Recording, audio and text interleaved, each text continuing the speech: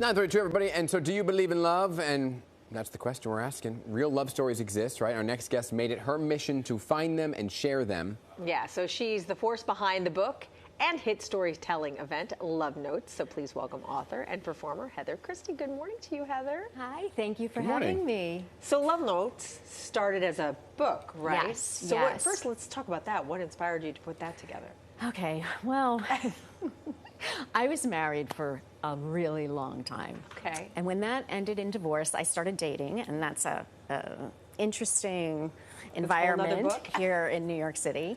Yeah. And after some real dating disappointment, I'm just sort of in the wake of this divorce, I was like, can somebody please show me, what does real love look like? I want to see it, what does it walk, how does it walk around in the world?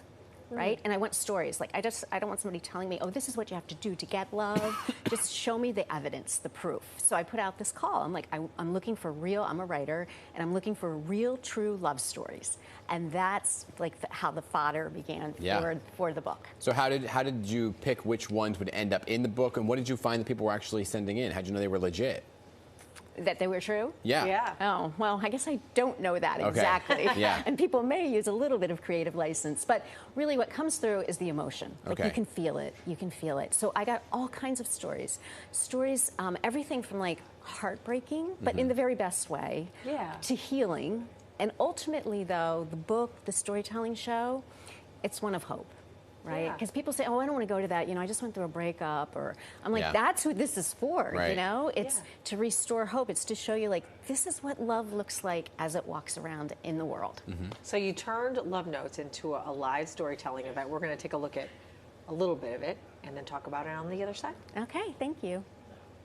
People talk about love at first sight, and I believe that is what we shared that day. It was what it was, a fling. It was wonderful. I go on second dates and third. I'm one guy's emergency contact when he has back surgery. So all the people that come to the storytelling event, they are telling their own stories? They're telling their own story. So it's not great.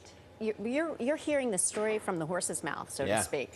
We don't hire actors. Now, some of the people who submitted their stories are actors or professional storytellers, but we have real people. Like the tagline is real stories by real people about real love. And you have a show this weekend, which is very fitting, obviously, for Valentine's Day. Yes, for Valentine's. But we're going to say that the music's playing a factor into it as well. So what's the music component? Yes, so we're going to have some of the most iconic love songs. So if you had to pick, can you think of an iconic love song, off the top of your head? Let's. Oh my gosh, you want to know what? One, you're like a dream come true. You know what the one that came in my head is that song, Love Stinks. Close. That's the worst one to come up with. Well, we do have, you can't always get what you want. Yes, okay. But an Unchained Melody, iconic love songs. Yeah. So they're going to be woven in between the stories, and they kind of lead in and lead out of the stories. So this whole experience for you, writing the book, hearing all these love stories, doing the storytelling event, has it made you become a stronger believer in real love? Yes, it has. Because, and I have these two little voices in my head. One is oh, you'll never find love. And then the other voice says, oh, but do you remember Sarah's story? Do you remember Amy's story? It's the proof I needed. I did it kind of for me, but I feel now it's my job to show it to other people. We cannot lose hope. Love is for everyone. And in these divisive times, it's one thing that everybody sort of agrees on, right? Yeah. Everybody wants love. That's what makes us human. And so it's really, I do my own shtick. I've been on so many dates and this and this and this, but this is sort of the proof, and it's proof for me too. Right. Yeah. So, and what do you hear? What's the feedback? Oh, people love it. Yeah? And because it's so different than what we think of as straight-up theater, especially here in New York.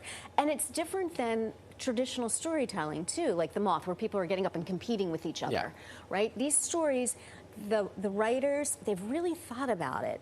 And I like to call it literary theater, right?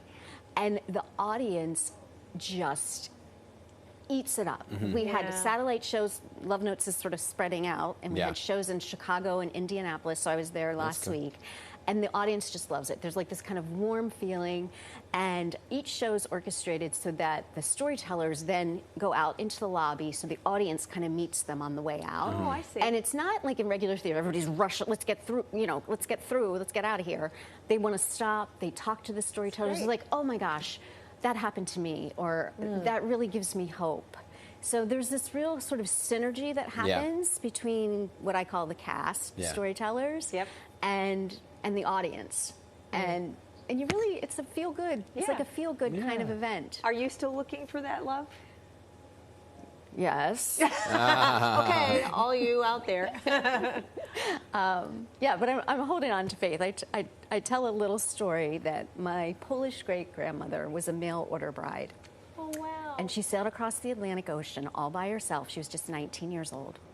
And she arrived here, and she had been exchanging letters with a Polish-American man. She was Polish.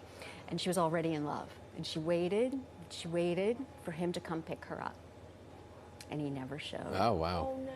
But I say, so this show is to honor her and the mysterious and magical ways love finds where it's supposed to land. Yeah. Because if she hadn't been abandoned, yes, I wouldn't be here. Oh, my goodness. Right. Isn't that amazing? Great to have you. Thank you you for sharing everybody's love story, okay? What you're doing is fantastic. And guess what? As we mentioned, there are 3 shows at Symphony Space for Valentine's Day weekend. You can find more at symphonyspace.org. So good stuff.